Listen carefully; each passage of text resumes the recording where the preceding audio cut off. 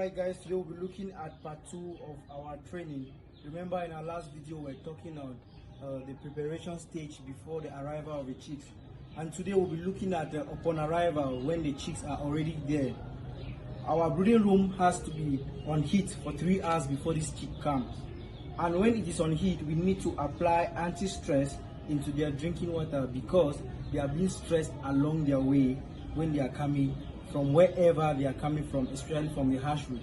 So for our anti-stress today we are going to use honey, and in this 3-liter drinkers that we see in front of me here, we are going to apply 2 teaspoons of honey in it so that it actually has that taste, so that when they drink they can actually feel that energy reviving in them. And so we measure our honey and we put inside. We do same for all the 3. Remember, it's 2 spoons per drinker. So as of now, we first of all put 1, and then we can later on add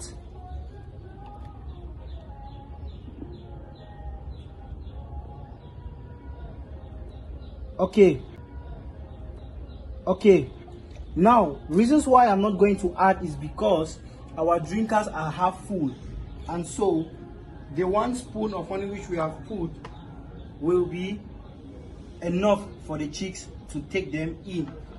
After we do that, you need to thoroughly stir. So that the water has a uniform taste and color. In another way, if you don't want to stir, you can cover and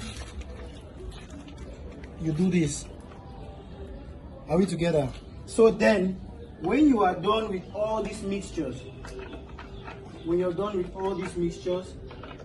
then you can then install into your brooding room where it is already on constant heat till the next 3 hours before you install the chicks.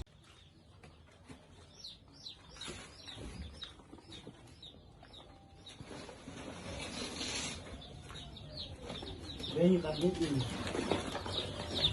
Let me stand inside.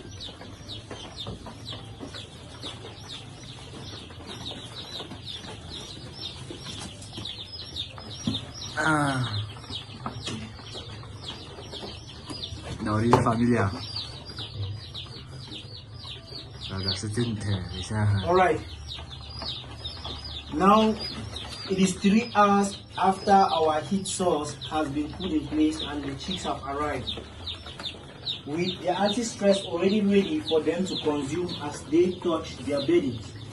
And so when we open our carton, we see how active they are, and then we gradually move them with care and we place them on the ground.